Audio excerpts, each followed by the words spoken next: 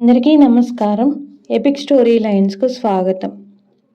యక్షపర్వతంలోని 9వ భాగం. ఖడ్గ జీవదత్తుల్ని చూస్తూనే ఆ వృద్ధుడు, ఎవరు మీరు? ఆ దొంగ పూజారిని శిష్యుల్లా లేరే? ఎవరైతేనేం నన్ను రక్షించండి. పక్క గదిలో ధాన్యం కాలిపోతున్నదిలా ఉంది. ఆ వేడికు నేను బంధించబడి ఉన్న గోడ వేడెక్కి నా శరీరం కాలుతున్నది అన్నాడు. కొంచెం ఉంటే మొత్తం గది కప్పే లోపలికి కూలిపోతుంది అంటూ జీవదత్తుడు వృద్ధుణ్ణి సమీపించి దండంతో అతడికి కట్టి ఉన్న ఇనుప గొలుసుల్ని విరగ్గొట్టి అతన్ని బయటకు తీసుకువచ్చాడు. వృద్ధుడు ఆత్రంగా చుట్టూ ఓ మారు కలయి చూసి, ఎన్నాళ్ల తర్వాత నాకు తిరిగి స్వేచ్ఛ కలిగింది.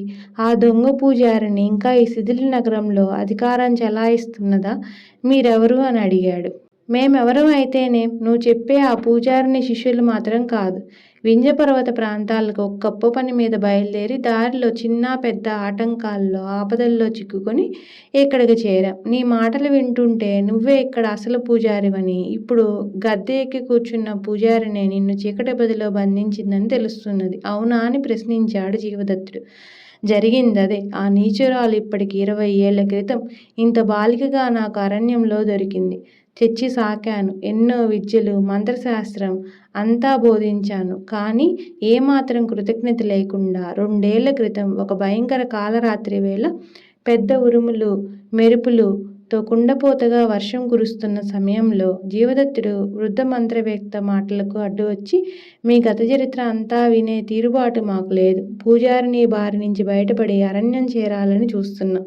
ఆవిడ మమ్మల్ని పట్టుకునేందుకు శిష్యగణంతో బయలుదేరే ఉంటుంది.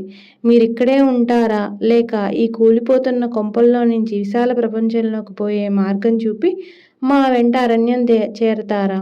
ముందు ఆ సంగతి చెప్పండి అన్నాడు. పగ తీర్చుకోకుండా, ఆ దొంగ పూజారిని హతం చేయకుండా నేను ఇక్కడి నుంచి కదలను. నన్ను ఈ స్థితిలో చూస్తే నా పాత శిష్యులు కొందరు తప్పక నా పక్షం అవుతారు. వాళ్ళ సాయంతో ఆ కృతజ్ఞురాల్ని పట్టుకొని ముక్కలు ముక్కలుగా నరికి కాకులకు గద్దెలకు ఆహారంగా వేస్తాను అన్నాడు ముసలి మాంత్రికుడు పళ్ళు కొరుకుతూ. ఆ మాటలకు ఖడ్గవర్మ అయిష్టంగా తలాడిస్తూ, జీవా, ఇక మన దారిన మనం పోవడం మంచిది. ఈ మాంత్రికుల్ని, పూజారుల్ని ఒకళ్ళ గొంతు ఒకళ్ళు కోసుకొని అంటూ బయలుదేరాడు. జీవదత్తుడు అతడితో పాటు కదిలి వృద్ధ మాంత్రికుడితో, ఆ దొంగ పూజారిని పట్టుకొని ముక్కలు ముక్కలుగా నరికి కాకులకు గద్దెలకు వేయడం ఎందుకు? ఈ ప్రాంతాల ఎక్కడో ఆకలిగా ఉన్న సింహం ఒకటి తిరుగుతున్నది. దానికి వెయ్యి. ఇంత పుణ్యమైనా నీకు దక్కుతుంది అన్నాడు. వృద్ధ మాంత్రికుడు ఏదో మాట్లాడబోయాడు. కానీ అంతలో ఒక శిథిల భవనం వెనక నుంచి పూజారిని, మాంత్రికుడు, జడలభూతంతో పాటు 5-6 శిష్యుల్ని వెంటబెట్టుకొని హఠాత్తుగా ముందుకు వచ్చి ముసలి మాంత్రికుణ్ణి, ఖడ్గజీవదత్తుల్ని చూసి కళ్ళెర్ర చేసి చేతిలోని శూలాన్ని పైకెత్తి, ఆహా, ముసలి వెధవ చీకటి కొట్టులో నుంచి బయటపడ్డాడా? దొంగల్లా నగరం ప్రవేశించిన మనుషులు కూడా ఇక్కడే ఉన్నారు. అందర్నీ పట్టుకొని మహాభూతానికి బలి చేస్తాను అంటూ ముందుకు రాసాగింది. ఖడ్గవర్మ చప్పున 4 అడుగులు వెనక్కి వేసి బాణం పూజారి కేసి ఎక్కుపెట్టి, పూజారిని, మరొక్క అడుగు ముందుకు వేశావంటే అంబు నీ కంఠాన్ని ఛేదిస్తుంది, జాగ్రత్త అని హెచ్చరించాడు. ఆ హెచ్చరిక వింటూనే పూజారిని ఉన్న చోటనే కదలకుండా నిలబడింది. మాంత్రికుడు, జడలభూతం కొంచెం పక్కగా వెళ్ళి నిలబడ్డారు. 1-2 క్షణాల నిశ్శబ్దం తర్వాత పూజారిని మృచ్చులతో ఒకడు తన చేతగల శూలాన్ని గాలిలో గిరగిరా తిప్పి, మహాశక్తి పూజారిని, ఇంకా ఆలస్యం ఎందుకు? ముసలి పూజారిని, కొత్త వాళ్ళిద్దరినీ మీ మంత్రశక్తితో భస్మం చేసేయి అన్నాడు. అలా భస్మం చేయదలుచుకోలేదు. ముగ్గురిని ప్రాణాలతో పట్టుకొని మహాభూతానికి బలిపెట్టాలి అంటూ పూజారిని పక్కకు తిరిగి, మాంత్రికుడు, జడలభూతాలతో, రే, అలా నిలబడి నేల చూపులు చూస్తారేం? ముందు ఆ యువకులిద్దరినీ పట్టి బంధించండి. ఈ లోపల ముసలి మాంత్రికుడి సంగతి నేను చూస్తాను అన్నది పళ్ళు కొరుకుతూ. ఆ మాటలు ఖడ్గ జీవదత్తులు పెద్దగా నవ్వారు. జీవదత్తుడు జడలభూతం కేసి ఒక అడుగు వేసి, ఏరా వికృతిభూతం, నువ్వు ఆడబోతానివో మగబోతానివో కూడా మాకు తెలియడం లేదు. మీ గురువు ఆజ్ఞాపించినట్టు మమ్మల్ని పట్టుకోక అలా నిలబడి ఉన్నావేమని అడిగాడు. జడలభూతం ఆ మాటలు కొంచెంగా బెదిరి మాంత్రికుడికి దగ్గరగా పోయి నిలబడి, గురో, ఇప్పుడేం చేయడం? ఆ ఇద్దరిని పట్టుకొని విరుచుకు తినేదా అన్నది. తప్పురా శిష్య, తప్పు. మహాశక్తి పూజారిని వాళ్ళను ప్రాణాలతో పట్టుకొని మహాభూతానికి ఆహారం చేయబోతున్నది. మనం తొందరపడకూడదు అన్నాడు. మాంత్రికుడు ఇలా అనగానే పూజారిని కళ్ళెర్ర చేసి శూలం ఎత్తి అతడికేసి వెళ్ళబోయింది. ఖడ్గవర్మ వెంటనే, ఆగు పూజారిని, నా హెచ్చరిక గుర్తుందా? కదిలావంటే నీ కంఠంలో ఈ బాణం వచ్చి గుచ్చుకుంటుంది. కదలకుండా అక్కడే నిలబడి నీ మంత్రశక్తితో నీ శత్రువులను హతమార్చు. మాకు అభ్యంతరం ఏమీ లేదు అన్నాడు. అప్పటి వరకు జరుగుతున్నదంతా కన్నార్పకుండా చూస్తున్న వృద్ధ పూజారి పెద్దగా గొంతెత్తి, ఇప్పుడు ఆ గురుద్రోహినికి ఎలాంటి మంత్రశక్తులు లేవు. లోగడ నేను దానికిచ్చిన మంత్రబలాన్నంతా ఉపసంహరింపచేశాను అన్నాడు. అబద్ధం! ఈ ముసలి వెధవ మాటలు నమ్మకండిరా!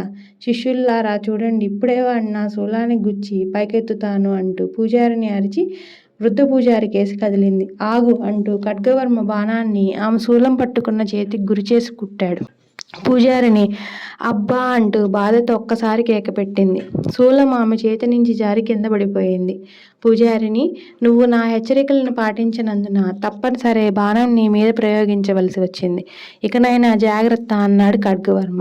శూలం పూజారిని చేతి నుంచి జారి పడుతుండటం చూస్తూనే ఆమె శిష్యుల్లో ఇద్దరు ఎగిరి గంతులేస్తూ మహాపవిత్రమైన త్రిశూలాన్ని నేలకు జార్చి పూజారిని దాన్ని అపవిత్రపరిచింది. ఇక మా గురువు వృద్ధ పూజారే అంటూ కేకలు ప్రారంభించారు. ఖడ్గా, మనం దారి తప్పి ఎలాంటి మందమతుల మధ్యకు వచ్చి పడ్డాం. ఈ పాడుపడ్డ నగరంతో వీళ్ళంతా పడి ఉండడమే అందరికీ మేలు. వీళ్ళు ఇక్కడి నుంచి బయటకు వచ్చి మామూలు జనంలో కలిశారో వాళ్ళు బుద్ధిహీనులైపోతారు అన్నాడు జీవదత్తుడు. తన పక్షానికి ఇద్దరు పూజారిని శిష్యులు రాగానే వృద్ధ పూజారి పరమానందం చెంది, హాహాహా మహాభూత, ఎన్నాళ్ళకు నా శిష్యగణ సత్యం తెలుసుకొని అంధకారం నుంచి వెలుగులోకి వచ్చేలా చేశావు.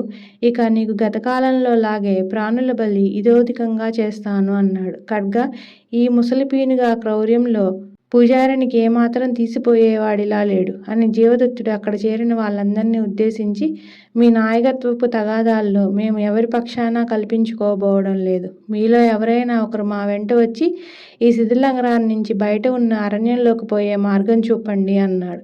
మీరు ఇక్కడి నుంచి పారిపోయేందుకు మార్గం చూపడమా?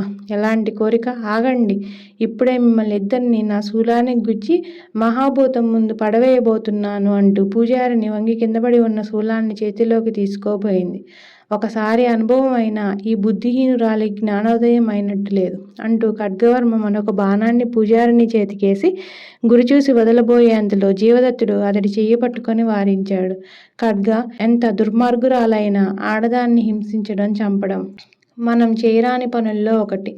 ఆ వృద్ధ పూజారిని, ఆవిడ్ని శిథిల నగర సామ్రాజ్యం కోసం ఒకరి గొంతుకులు ఒకరు కోసుకొని మనకెందుకు అని జీవదత్తుడు దండం పైకెత్తి మాంత్రికుడిని జడలభూతాన్ని సమీపించి, మీ ఇద్దరు ముందు కదిలి అరణ్యం వైపుకు ఉన్న ఆ గుహ మార్గం కేసి బయలుదేరండి. కదలండి అన్నాడు తీవ్ర స్వరంతో.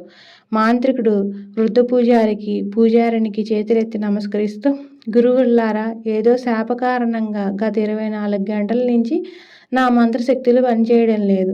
ఈ మానవ మాత్రులకు లొంగిపోయి వాళ్ళకు దారి చూపమంటారా, లేక మీ మంత్రబలంలో నన్ను కాపాడతారా అని అడిగాడు. వృద్ధ పూజారిని ముఖముఖాలు చూసుకొని మాటా పలుకు లేకుండా మగవాళ్ళు తలలు పక్కకు తిప్పుకొని ఊరుకున్నారు.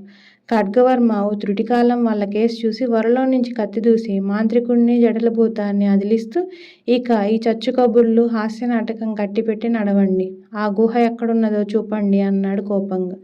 కత్తి చూస్తూనే మాంత్రికుడు జడలభూతం మదిరిపడి, మహాసత్వ శేఖరులారా, మమ్మల్ని చంపకండి. ఇదిగో మీరు అరణ్యం చేరే గుహ సారంగం చూపుతాను అని దయచేయండి అంటూ బయలుదేరాడు.